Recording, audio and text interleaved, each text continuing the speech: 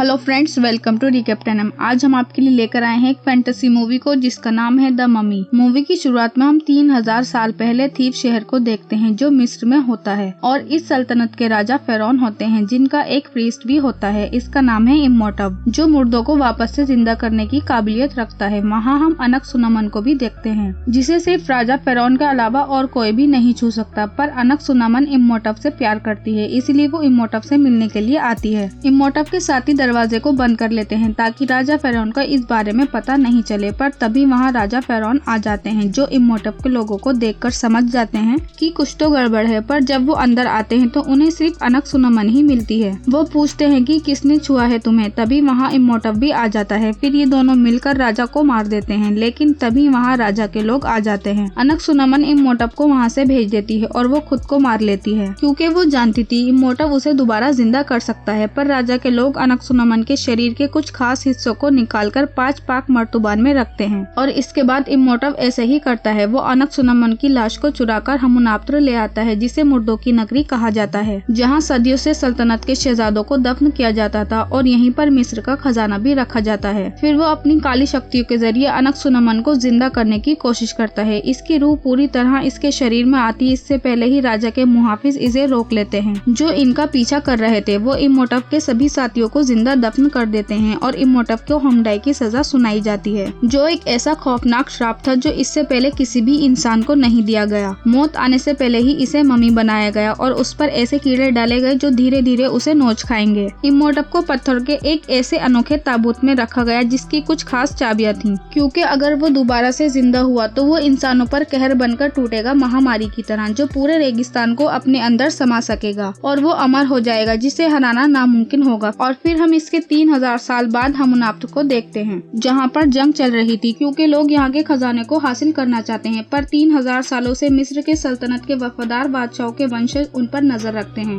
और इन्होंने काफी मुल्क की सेनाओं से यहाँ की हिफाजत करी है। और इस बार रिक अपने साथियों के साथ खजाने की तलाश करने के लिए आया है। वो इन पर अटैक कर देता है पर ये लोग तादाद में बहुत ज्यादा हैं। रिक के साथी उनका सामना नहीं कर पाते। रिक की भी गोलियां खत्म हो जाती हैं, इसलिए वो अपनी जान बचाकर भागने लगता है, पर उसका साथी बेनी उसे धोखा दे देता है। वो रिक को बाहर छोड़कर दरवाजा बंद कर लेता है। वो भागते हुए एरोबिक्स की मूर्ति के पास आ जाता है। ये लोग इसे मारने वाले होते हैं पर वो मूर्ति को देखकर भाग जाते हैं क्योंकि ये जगह श्रापित है। इसी मूर्ति के नीचे इमोटब को दफन किया गया था। रिक देखता है कि रेत ऊपर उठने लगी है क्योंकि ये जगह श्रापित है और इस रेत में एक बड़ा सा चेहरा बन जाता है। रिक जैसे तैसे अपनी जान बचाकर यहाँ से निकल जाता है। और फिर हम 3 साल बाद मिस्र के कायरो शहर में एवलिन को एक लाइब्रेरी में देखते हैं जो एक इजिप्टोलॉजिस्ट है। वो गलती से सारी बुक को गिरा देती है। लाइब्रेरी का ओनर काफी गुस्सा करता है। ये कहता है कि अगर तुम्हारे पिता मेरे दोस्त नहीं होते तो मैं तुम्हें कब का नौकरी से निकाल देता। फिर हम जोनाथन को देखते हैं जो एवलिन का भाई होता है और वो इसे एक चाबी देता है और बताता है कि ये उसे खुदाई के दौरान मिली थी। एवलिन जब इसे खोलती है तो इसे इसमें हमुनाप्त्र का नक्शा मिलता है जिसे ये लाइब्रेरी के ओनर को दिखाती है। ये नक्शे को देखकर उसे जला देता है क्योंकि इसका मानना है कि ऐसी कोई जगह नहीं है। पर इन दोनों को यकीन है कि हमुनाप्त्र सच में है, इसलिए रिक से मिलने के लिए आते हैं क्योंकि जो चाबी जोनाथन के पास है ये उसने रिक से चुराई थी और इसने एवलिन से झूठ कहा था कि वो उसे खुदाई के दौरान मिली थी। फिर ये दोनों रिक से मिलते हैं जो कायरो की जेल में बंद है। एवलिन कहती है कि क्या तुम मुझे हमुनाप्त्र का रास्ता बता सकते हो। रिक कहता है कि अगर तुम्हें वहाँ जाना है तो तुम्हें मुझे यहाँ से निकालना होगा। तभी ये लोग रिक को पकड़कर ले जाते हैं फांसी देने के लिए। इसीलिए एवलिन जेलर से एक डील करती है। वो कहती है कि हम तुम्हें हमुनाप्त्र के खजाने में से कुछ हिस्सा देंगे और ये सब तब होगा जब तुम इसे रिहा करोगे क्योंकि यही हमें वहाँ तक पहुँचा सकता है। जेलर मान जाता है और रिक को छोड़ देता है। फिर ये लोग कायरो की बंदरगाह पर मिलते हैं और एक जहाज की मदद से हमुनाप्त्र के लिए निकल जाते हैं, पर इनके पीछे राजा के वफादार भी होते हैं। फिर हम जहाज पर रिक एवलिन को एक साथ देखते हैं। रिक अपने हथियार एवलिन को दिखाता है और कहता है कि वो जगह बहुत ही खतरनाक है। एवलिन बताती है कि मुझे सिर्फ अमुनरा की किताब चाहिए जिसमें मैं मिस्र के खानदानों की जादुई शक्तियों के राज जान पाऊंगी और उसे ढूंढना मेरी जिंदगी का मकसद है। फिर वो यहाँ से चली जाती है और इन दोनों की बात बेनी सुन लेता है जिसे रिक पकड़ लेता है। बेनी भी कुछ लोगों को हमुनाप्त्र लेके जा रहा है, इसलिए ये उसे जहाज से नीचे फेंक देता है। तभी रिक नोटिस करता है कि कोई और भी समुद्र से जहाज पर आया है और ये वही लोग होते हैं जो हमुनाप्त्र की हिफाजत करते हैं। ये आते ही एवलिन को पकड़ लेते हैं और उससे नक्शे के बारे में पूछते हैं। तभी वहाँ रिक आकर एवलिन को बचा लेता है और ये लोग पूरे जहाज में आग लगा देते हैं, इसीलिए ये सब अपनी जान बचाने के लिए जहाज से कूद जाते हैं। फिर ये लोग ऊँट पर बैठकर हमुनाप्त्र के लिए आगे बढ़ते हैं और इन्हें फिर से राजा के लोग लोग देख लेते हैं और रिक को देखकर ये कहते हैं कि ये काफी हिम्मत वाला है, क्योंकि आज तक जो भी यहाँ पर आया है वो जिंदा वापस नहीं गया और रिक यहाँ दोबारा आया है। थोड़ी आगे चलने पर रिक को बेनी भी मिलता है। फिर ये लोग यहीं रुक जाते हैं। रिक कहता है कि तैयार हो जाओ, हमनाप्त्र दिखने वाला है, और जैसे ही सूरज निकलता है तो हमनाप्त्र दिख जाता है। ये सब लोग तेजी से आगे बढ़ते हैं। बेनी रिक को मारने लगता है ताकि ये इससे पहले पहुंच सके, पर रिक इसे नीचे गिरा देता है और फाइनली ये सब लोग हमनाप्त्र आ जाते हैं। एवलिन मूर्ति देखकर बताती है कि ये एनुबिस की मूर्ति है। ये जितनी ऊपर है उससे कहीं ज्यादा जमीन के नीचे धसी हुई है और यहीं कहीं पर वो सोने की किताब अमुंड्रा है जिसकी एवलिन को तलाश है। एवलिन एक इजिप्टोलॉजिस्ट है जिसे मिस्र के बारे में काफी जानकारी है। फिर ये लोग नीचे आ जाते हैं और शीशों की मदद से सूरज की रोशनी हर जगह फैला देते हैं। एवलिन बताती है कि ये वो जगह है जहाँ पर दूसरी दुनिया में जा सकते हैं। फिर ये लोग अमुंड्रा की किताब को ढूंढने की कोशिश करते हैं और आगे बढ़ते रहते हैं। तभी इन्हें कुछ आवाज सुनाई देती है जो दूसरे लोगों की होती है। ये लोग आपस में ही बहस करने लगते हैं कि यहाँ खुदाई कौन करेगा। फिर एवलिन रिक और जोनाथन को दूसरी जगह लेकर आती है। जेलर भी दीवारों में लगे खजाने को निकालने लगता है और इन अमेरिकन को भी कुछ मिल जाता है जिसे ये निकालने को कहते हैं। जब इनके मुलाजिम दीवार को खोदना शुरू करते हैं तो वो जलकर मर जाते हैं, क्योंकि पहले के लोग पत्थरों में नमक का तेजाब लगाते थे जिससे वो एक जहरीली गैस बन जाती थी। इधर जोनाथन भी गलती से एक पत्थर पर मार देता है जिससे एक ताबूत नीचे गिर जाता है। जेलर भी जिसे खजाना समझ रहा था वो खतरनाक कीड़े थे जो इसकी बॉडी में घुसकर इसे खाने लगता है, जिससे इसे बहुत दर्द होता है और ये पागलों की तरह भागने लगता है और दीवार से टकरा जाता है जिससे इसकी मौत हो जाती है।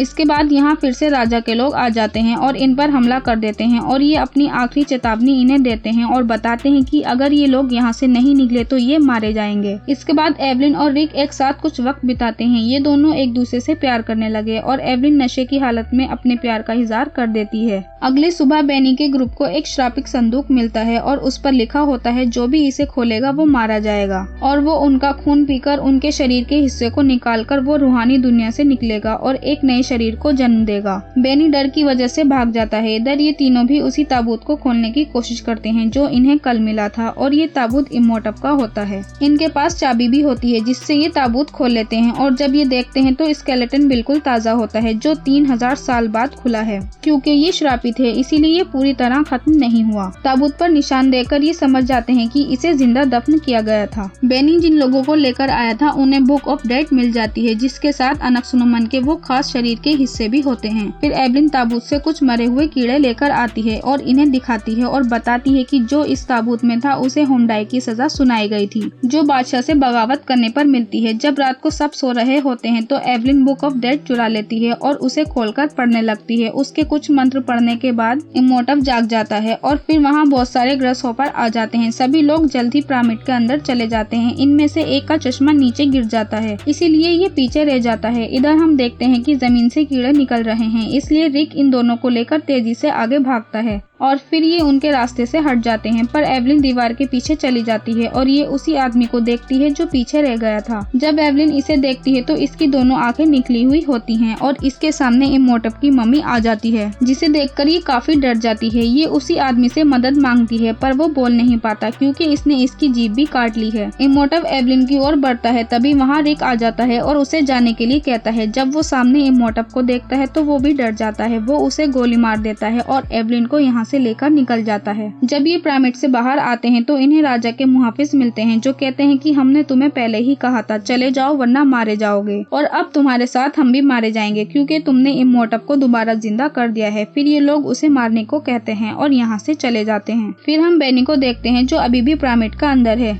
जो इमोटप को देखकर डर की वजह से अलग अलग भाषाओं में बात करने लगता है। इसलिए इमोटप उसे कहता है कि तुम मेरे काम आओगे। वो उसे थोड़ा सा सोना देकर अपनी तरफ कर लेता है। फिर इसके बाद रिक अपना सामान पैक करता है जाने के लिए, पर एवलिन जाने के लिए मना कर देती है। इसके बाद बेनी इमोटप के साथ आता है उसी आदमी के पास जिसकी इसने पहले आंखें और जीभ दोनों ही ले ली हैं। बेनी कहता है कि वक्त आ गया है और भी चीजें कुर्बान करने का। फिर रिक की ड्रिंक खून में बदल जाती है। जोनाथन कहता है कि जब मिस्र की नदी और सारा पानी लाल हो जाए तो उसे खून समझ लेना। रिक समझ जाता है कि इमोटप पिरामिड से बाहर आ गया है और फिर देखते देखते मिस्र में भी तूफान आने लगता है। आसमान से आग बरसने लगती है, सब कुछ बर्बाद होने लगता है। जब रिक एवलिन के साथ आता है तो वो देखता है कि इमोटब ने इंसानी शरीर लेना शुरू कर दिया है। वो इसे मारने की कोशिश करता है पर गोलियों का इस पर कोई असर नहीं होता और वो उसे उठाकर दूर फेंक देता है और एवलिन के करीब आकर उससे कहता है कि मुझे जगाने के लिए शुक्रिया। तभी बिल्ली आ जाती है जिसे देखकर इमोटब डर जाता है और वहाँ से भाग जाता है। एवलिन कहती है कि एक आदमी हमारे सवालों का जवाब दे सकता है। वो लाइब्रेरी के ओनर के पास आती है। यहाँ इसे पता चलता है कि लाइब्रेरी का ओनर इन सब मुहाफिज का लीडर है और वो कहता है कि हम लोगों ने कसम खाई थी, हम इमोटब को दोबारा जन्म लेने नहीं देंगे, पर तुम्हारी वजह से हम नाकामयाब हो गए। एवलिन कहती है कि उसने मुझे अनकसुनमन कहा। वो बताता है कि उसने तुम्हें बलि के लिए चुना ताकि वो तुम्हारी बलि देकर अनकसुनमन को दोबारा जिंदा कर सके।